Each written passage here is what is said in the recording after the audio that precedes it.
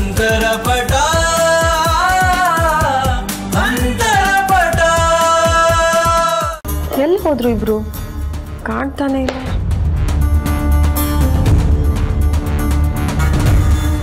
ಅಮ್ಮ ಎಲ್ಲಿ ನಿನ್ ಮಗ ಸೊಸೆ ಎಲ್ಲೂ ಕಾಣ್ತಾನೆ ಇಲ್ಲ, ಎಲ್ಲ ಹೋದ್ರು? ಮನೇಲಿ ಇಲ್ಲ ಅನ್ನೋದು ನಿಜ, ಎಲ್ಲೋ ಹೋಗಿದ್ದಾರೆ.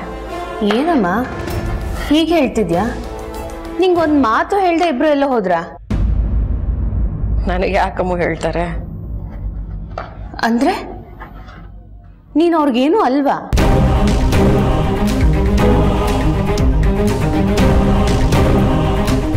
ನೀನು ಅಪ್ಪ ಈ ಮನೆಗೆ ದೊಡ್ಡೋರು. ನಾವ್ ಯಾರೇ ಎಲ್ಲಿಗೆ ಹೋದ್ರು ನಿಮಗೆ ಹೇಳ್ಬಿಟ್ಟೆ ಹೋಗ್ತೀವಿ. ಸುಶಾಂತನು ಮದ್ವೆಗಿಂತ ಮುಂಚೆ ನಿನಗೆ ಹೇಳಿನೇ ತಾನೇ ಹೋಗ್ತಿದ್ದ. ಇದೇನಿದು ಇವಳು ಬಂದ್ಮೇಲೆ ಆಗಿದ್ ಬದಲಾವಣೆನಾ?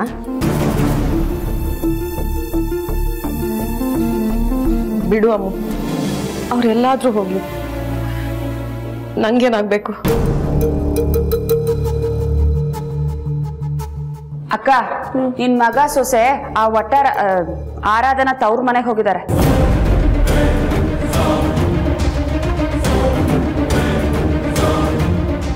ನಿಮಗ್ ಹೇಳಿ ಅಂತ ನನ್ನ ಹತ್ರನೇ ಹೇಳ್ಬಿಟ್ಟು ಹೋದ್ರು. ಏನು ತವ್ರ ಮನೆಗ? ನಿನ್ನೆ ಅಷ್ಟೇ ಅವ್ರ ಅಪ್ಪನಿಂದ ಈ ಮನೇಲಿ ಎಷ್ಟೆಲ್ಲ ರಾಮಾಯಣ ಆಗಿದೆ, ಅಂಥದ್ರಲ್ಲಿ ಇವ್ರು ಯಾಕೆ ಒಟ್ಟಾರಕ್ಕೆ ಹೋಗ್ಬೇಕು? ಯಾಕೆ ಅಂದ್ರೆ ಅವ್ರ ಅಪ್ಪಂಗೆ ನಮ್ಮಿಂದ ಬೇಜಾರಾಗಿತ್ತಲ್ವಾ, ನೊಂದ್ಕೋಬೇಡಪ್ಪ ಅಂತ ಸಮಾಧಾನ ಮಾಡಕ್ ಹೋಗಿರ್ತಾಳೆ. ಇಲ್ಲೆಲ್ರೂ ಮುಂದೆ ಅವಳೆ ಮಹೇಶ್ನ ಆಚೆ ಹಾಕತರ ನಾಟಕ ಆಡಿದ್ಲು. ನಮ್ಮೆಲ್ರೂ ಇಂಪ್ರೆಸ್ ಮಾಡಕ್ಕೆ ಅನ್ಸುತ್ತೆ. ಒಳಗೊಳಗೆ ಅವರೆಲ್ಲ ಒಂದೇ. ಆ ಮನುಷ್ಯ ಅವಳ ಅಪ್ಪನೇ ಆಗಿರ್ಬೋದು, ಆದ್ರೆ ಅವರು ಕಳ್ತನ ಮಾಡಿದ್ಮೇಲೆ ಕಳ್ಳನೇ. ಇವಳು ಯಾಕೆ ಆ ಮನೆಗೆ ಹೋಗ್ಬಿಟ್ಟು ಅವ್ರನ್ನ ಸಮಾಧಾನ ಮಾಡ್ಬೇಕು? ಹೀಗೆಲ್ಲ ಮಾಡಿದ್ರೆ ಹೋಗೋದು ನಮ್ಮನೆ ಮರ್ಯಾದಿನ ತಾನೇ? ಈ ಆರಾಧನೆಯಿಂದ ಈ ಮನೇಲಿ ಒಂದು ದಿನಾನು ನೆಮ್ಮದಿ ಇಲ್ಲ. ಅಮ್ಮ ನೀನ್ ಬರೀ ಆರಾಧನನ್ ಮಾತ್ರ ಬೈತಿದ್ಯಾ, ಅವಳ ಜೊತೆ ನಿನ್ ಮಗನು ಹೋಗಿದ್ದಾನಲ್ವಾ? ಅಲ್ಲಿಗೆ ಹೋಗೋಣ ಅಂದಾಗ ಇವನ್ ತಡಿಬೇಕಿತ್ತು. ಅಲ್ಲಿಗೆ ಹೋಗೋ ಅವಶ್ಯಕತೆ ಇಲ್ಲ ಅಂತ ಹೇಳ್ಬೇಕಿತ್ತು. ಇವನ್ ಯಾಕೆ ಕರ್ಕೊಂಡು ಹೋಗ್ಬೇಕಿತ್ತು? ಅದು ಅಲ್ದೆ ನಿನ್ನೆ ಇಷ್ಟೆಲ್ಲ ಗಲಾಟೆ ಆದ್ಮೇಲೂ ನಿಂಗೆ ಒಂದ್ ಮಾತು ಹೇಳ್ದೆ ಹೆಂಡತಿನ ಕರ್ಕೊಂಡು ಹೋಗಿದ್ದಾನಲ್ಲ, ಇದಕ್ಕೇನ್ ಹೇಳ್ಬೇಕು? ಬರ್ಲಿ ಅವರಿಬ್ರು, ಮಾಡ್ತೀನಿ.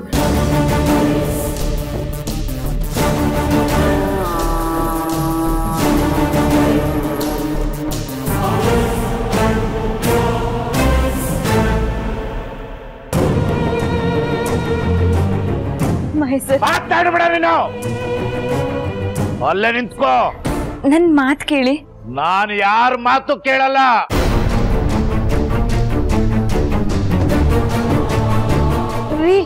ನೀನೇನು ಮಾತಾಡ್ಬೇಡ ರೇವತಿ.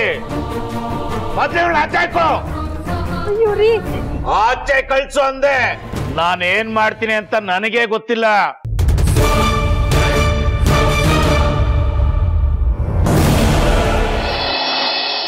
ಮಹೇಶ್ ಸರ್, ಒಂದ್ಸಲ ಸಮಾಧಾನದಿಂದ ನನ್ ಮಾತು ಕೇಳಿಸ್ಕೊಳ್ಳಿ. ನೀನೇನು ಮಾತಾಡ್ಬೇಡಮ್ಮ ಮಹಾತಾಯಿ. ನೀನ್ ಈಗ ಮಾಡಿರೋದೇ ಸಾಕು. ಅಮ್ಮಮ್ಮಮ್ಮಮ್ಮಮ್ಮಮ್ಮ, ನಾನು ಕಳ್ತನ ಮಾಡಿಲ್ಲ ಅಂತ ಅಷ್ಟು ಹೇಳಿದ್ರು ಹಿಂದೆ ಮುಂದೆ ನೋಡ್ದೆ ನನ್ನ ಮೇಲೆ ಕಳ್ತನ ಆರೋಪ ಹೊರಿಸಿದ್ರಿ ಅಲ್ಲ, ಈಗ ಬಂದು ತೇಪೆ ಹಚ್ತಾ ಇದೆಯಲ್ಲ. ಮಹೇಶ ಯಾವ್ದನ್ನು ಮರೆಯಲ್ಲ, ತಿಳ್ಕೊಂಬಿಡು. ಸರ್, ತೇಪೆ ಹಚ್ಚೋದಕ್ಕಲ್ಲ, ನಿಮ್ ಹತ್ರ. ನೋಡ್ರಪ್ಪ, ಆರಾಧನಾ ಅಂತ ಸರಿಯಾಗಿ ಮರ್ತಿದ್ರಲ್ಲ, ಇವಳೇನು ಅಂತ ಈಗ ಸರಿಯಾಗಿ ತಿಳ್ಕೊಳ್ಳಿ. ಶ್ರೀಮಂತರ ಮನೆ ಸೇರಿದ ತಕ್ಷಣ 2 ಕೊಂಬು ಬಂದ್ಬಿಟ್ಟಿದೆ ಇವಳಿಗೆ. ನಾವು ಬಡವರು ಅಂದ್ರೆ ಇವಳಿಗೆ ಕಳ್ಳರ ತರ ಕಾಣ್ತೀವಿ. ನಿಮ್ ದಮ್ಮಯ್ಯ ಅಂತೀನಿ, ಏನೇನೋ ಮಾತಾಡ್ಬೇಡ್ರಿ. ಮುಚ್ಚು ಬಾಯ್. ಅವ್ರ ಮನೆಯವ್ರು ಹಾಳಾಗೋಗ್ಲಿ, ಆ ಮನೆಯವ್ರ ಜೊತೆ ಸೇರ್ಕೊಂಡು ಇವಳು ನನ್ನ ಆಚೆ ಹಾಕಿದ್ಲು. ದಿನ ನನ್ನ ಹೆಂಡತಿ ಮಗಳು ಅಂತ ಮನೇಲಿ ಇಟ್ಕೊಂಡು ಸಾಕಿದ್ದಕ್ಕೆ ಒಳ್ಳೆ ಮರ್ಯಾದೆ ಕೊಟ್ಲು. ನಿನ್ನ ಜನ್ಮಕ್ಕಿಷ್ಟು ಬೆಂಕಿ ಹಾಕ. 10 ವರ್ಷ ನಾನು ಏನೇ ಜಗಳ ಮಾಡಿದ್ರು ಅದನ್ನೆಲ್ಲ ಮರ್ತು ಗಂಡನ ಮನೇಲಿ ಸುಖವಾಗಿರ್ಲಿ ಅಂತ ಬಯಸ್ತೋ ನಾನು. ಮಾವನೇ ನನಗೆ ಕೈ ತುಂಬಾ ದುಡ್ಡು ಕೊಟ್ರು ಇವಳು ಮರ್ಯಾದೆಗೆ ಯಾವುದೇ ರೀತಿ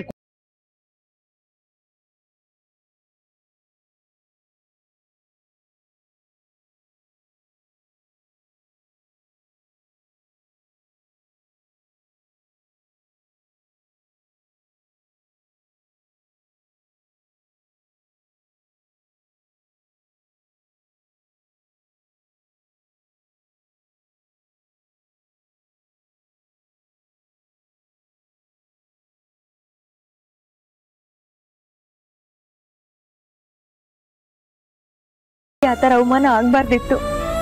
ತಪ್ಪಾಗೋಯ್ತು. ಈಗ ತಪ್ಪಾಯ್ತು ಅಂದ್ರೆ ಅಡ್ಕೆಲ್ ಹೋದ ಮಾನ ಆನೆ ಕೊಟ್ಟರು ಬರಲ್ಲ.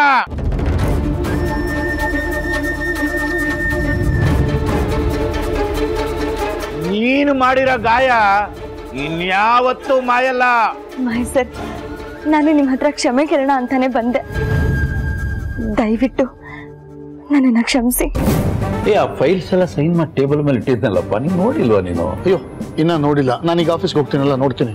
ಆಮೇಲೆ ಶರ್ಮಾ, ಕಾನ್ಫರೆನ್ಸ್ ನಾಳೆನೇ ಇರೋದು ಚೆನ್ನೈಯಲ್ಲಿ. ನಾವು ಹೋಗ್ತಾ ಇದೀವಿ. ರಿಮೈಂಡರ್ ಮೇಲ್ ಕಳಿಸಿದ್ದಾರೆ. ಟಿಕೆಟ್ಸ್ ಎಲ್ಲ ಬುಕ್ ಆಗಿದೆ. ಬೆಳಗ್ಗೆ ಫ್ಲೈಟ್. ಈ ತಲೆನೋವುಗಳ ಮಧ್ಯೆ ನಾನು ಅದನ್ನ ಮರ್ತೇ ಬಿಟ್ಟೆ ಕಣೋ ಮೂರ್ತಿ. ಏನು, ನಾಳೆ ನೀವು ಚೆನ್ನೈಗೆ ಕಾನ್ಫರೆನ್ಸ್ಗೆ ಹೋಗ್ಬೇಕಾ? ನಾನು ಬೆಳಗ್ಗೆ ಹೋಗಿ ಸಂಜೆ ಬರೋದಲ್ಲ ಸಾವಿತ್ರಿ. ಕನಿಷ್ಠ 3 ರಿಂದ 4 ದಿನ ನಾನು ಅಲ್ಲೇ ಇರಬೇಕು. ಎಲ್ಲ ಕೆಲಸ ಮುಗಿಸ್ಕೊಂಡು ಬರ್ಬೇಕು ಸಾವಿತ್ರಿ. ಹೋದ್ಕೆ ಧರ್ಮ 4 ದಿನ ಮನೇಲಿ ಇರಲ್ಲ. ಅಲ್ಲ ಮೂರ್ತಿ, ಇವ್ರಿಗೆ ಮಂಡಿ ನೋವು ಹೆಚ್ಚಾಗಿದೆ. ನಾಳೆ ಡಾಕ್ಟರ್ ಅಪಾಯಿಂಟ್ಮೆಂಟ್ ಇದೆ. ಇಂಥ ಟೈಮಲ್ಲಿ ಬೇರೆ ಊರಿಗೆ ಹೋಗೋದು ಸರಿನಾ? ಆರೋಗ್ಯದ ಕಡೆ ಗಮನ ಕೊಡೋದು ಬೇಡವಾ? ಹೌದಾ? ನಾ ಹೇಳೇ ಇಲ್ಲಲ್ಲ ಮರ ನೀನು. ಆದರೆ ಕಾನ್ಫರೆನ್ಸು ಅಷ್ಟೇ ಇಂಪಾರ್ಟೆಂಟು. ಧರ್ಮನೇ ಅಟೆಂಡ್ ಮಾಡಬೇಕು. ಅಮ್ಮು, ನೀನ್ ಹೋಗ್ತೀಯನೇ? ನಾನಾ? ಈ ಮೂರ್ತಿ ಜೊತೆ ನಾನೇನಾದ್ರೂ ಹೋದ್ರೆ ಅಷ್ಟೇ, ಚಿತ್ರಹಿಂಸೆ ಕೊಟ್ಟು ಸಾಯೋ ಹಾಗೆ ಮಾಡ್ತಾನೆ. ಅಮ್ಮ, ನಾನು ಆಫೀಸ್ ಕಡೆ ಹೋಗೇ ತುಂಬಾ ದಿನ ಆಯ್ತು. ಈ ಪ್ರಾಜೆಕ್ಟ್ ಬಗ್ಗೆ ನಂಗೇನು ಗೊತ್ತೇ ಇಲ್ಲ. ಅಪ್ಪ ಹೋದ್ರೇನೆ ಸರಿ. ಅದೇ ನಾನೇಮ್ಮ ಹೋಗೋದು. ಅದು ಯಾವುದೋ ಸಣ್ಣ ಮಂಡಿ ನೋವು. ನಿಮ್ಮಮ್ಮ ಅದ್ರ ಬೆಟ್ಟು ತರ ದೊಡ್ಡದು ಮಾಡ್ಕೊಂಡಿದ್ದಾಳೆ. ನಾನೇನು ನಡ್ಕೊಂಡು ಹೋಗ್ತೀನ ಸಾವಿತ್ರಿ? ಫ್ಲೈಟಲ್ಲಿ ಹೋಗ್ತೀನಿ. ಅಲ್ಲಿ ಕಾರ್ ಇರುತ್ತೆ, ಜೊತೆಲಿ ಮೂರ್ತಿ ಇದ್ದಾನೆ. ನನಗಿನ್ನೇನು ಚಿಂತೆ ಹೇಳು? ನಿಮ್ಗೇನು ಚಿಂತೆ ಇಲ್ಲ ಬಿಡಿ. ಈ ವಯಸ್ಸಲ್ಲಿ ಎಲ್ಲ ಜವಾಬ್ದಾರಿ ನಮ್ಮ ಮಗನ ಕೈ ಕೊಟ್ಟು ನೀವು ಹಾಯಾಗಿರ್ಬೇಕಾಗಿತ್ತು. ಆದ್ರೆ ಮಗ ನೋಡಿದ್ರೆ ಇದಕ್ಕೆ ಯಾವ್ದಕ್ಕೂ ತಲೆನೇ ಕೆಡಿಸ್ಕೊಳ್ದೆ ತನ್ನ ಹೆಂಡತಿ ತನ್ನ ಸಂಸಾರ ಅಂತ ಆರಾಮಾಗಿದ್ದಾನೆ. ನೀವ್ ಚಿಂತೆನೆ ಮಾಡ್ಬೇಡ್ರಿ. ರೀ, ಏನ್ರಿ ಮಾಡ್ತಿದ್ದೀರಾ? ನೀವ್ಯಾಕೆ ಕ್ಷಮೆ ಕೇಳ್ತಿದ್ದೀರಾ? ಇವ್ರು ಕಳ್ತನ ಮಾಡೋದು ನಿಜ ಅಲ್ವಾ? ಅದು ತಪ್ಪಲ್ವಾ?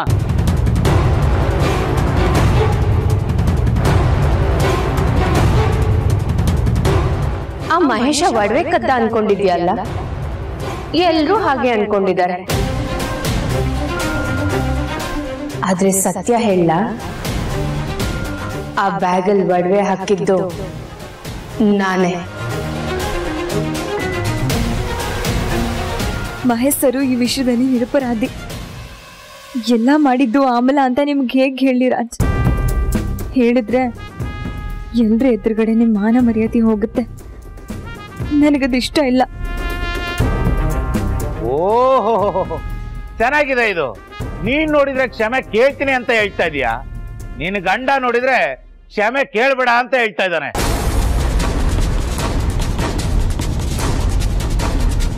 ಈ ನೆಪದಲ್ಲಿ ಇನ್ನಷ್ಟು ಅವಮಾನ ಮಾಡಬೇಕು ಅನ್ನೋ ಉದ್ದೇಶನ ನಿಂದು?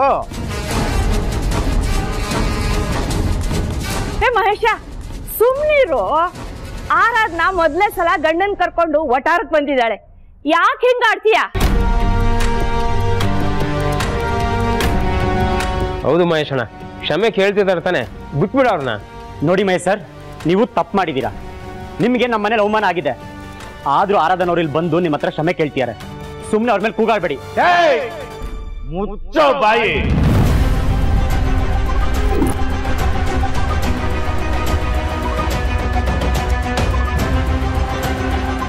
ನೀನ್ ಯಾವ ಸೀಮೆ ತೊಂಡೆ ನಾಯ್ಕನೋ ನನಗ್ ಬುದ್ಧಿ ಹೇಳೋದಕ್ಕೆ?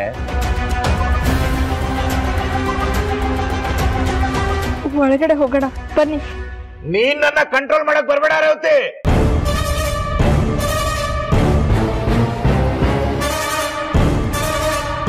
ನಾನ್ ಕದ್ದಿಲ್ಲ ಅಂತ ಅಷ್ಟೇ ಹೇಳ್ತಾ ಇದ್ದೀನಿ.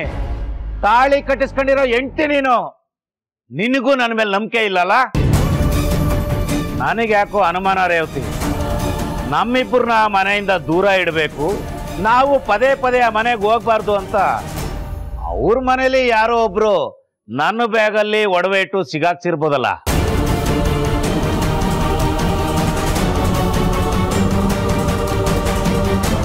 ಇವ್ರ ಅಕ್ಕನೇ ದೊಡ್ಡದಾಗಿ ನಾನು ಬ್ಯಾಗ್ ತಗೊಂಡೋಗಿ ತಿಂಡಿ ಗಿಂಡಿ ಎಲ್ಲ ತುಂಬಿಸ್ಕೊಟ್ಲು. ಯಾವನಿಗೆ ಗೊತ್ತು, ಅವಳೇ ಈ ಕೆಲಸ ಮಾಡಿರ್ಬೋದೇನೋ. ಇನ್ನೊಂದು ಮಾತು ನಮ್ಮ ಅಕ್ಕ ಅಥವಾ ನಮ್ಮ ಮನೆಯವ್ರ ಬಗ್ಗೆ ಮಾತಾಡಿದ್ರೆ ನಾನೇನ್ ಮಾಡ್ತೀನಿ ನನಗೆ ಗೊತ್ತಿರಲ್ಲ.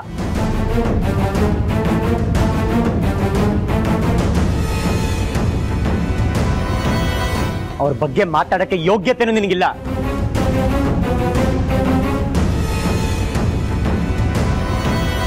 ಆರಾಧ್ನವ್ರೆ, ಇಷ್ಟೆಲ್ಲ ಆದ್ಮೇಲೆ ನೀವ್ ಯಾಕೆ ನಿಂತಿದ್ದೀರಾ? ಬನ್ನಿ ಹೋಗೋಣ. ಇಲ್ಲ ರಾಜ್, ನಾನು ಇವ್ರ ಹತ್ರ ಮಾತಾಡ್ಬೇಕು.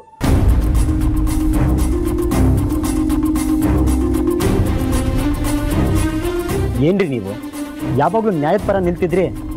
ಯಾರೇ ತಪ್ಪು ಮಾಡಿದ್ರು ಮುಲಾಜಿಲ್ದೆ ಅವ್ರಿಗೆ ಶಿಕ್ಷೆ ಆಗ್ಬೇಕು ಅಂತ ಅನ್ಕೋತಿದ್ರಿ. ಆದ್ರೆ ಇವತ್ತು ತಪ್ಪು ಮಾಡಿರೋ ಮನುಷ್ಯನ ಹತ್ರ ನೀವೇ ಬಂದು ಯಾಕೆ ಕ್ಷಮೆ ಕೇಳ್ತಿದ್ದೀರಾ?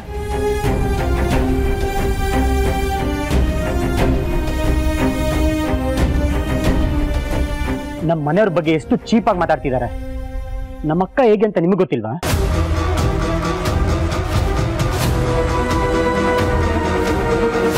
ಅಕ್ಕ ಇವ್ರ ಬ್ಯಾಗಲ್ಲಿ ಒಡವೆ ಇಟ್ಬಿಟ್ಟು ಸಿಗಾಕ್ಸ್ತಾರ. ಇಷ್ಟೆಲ್ಲ ನಾವ್ ಹೇಳಿಸ್ಕೋಬೇಕಾ? ರಾಜ್,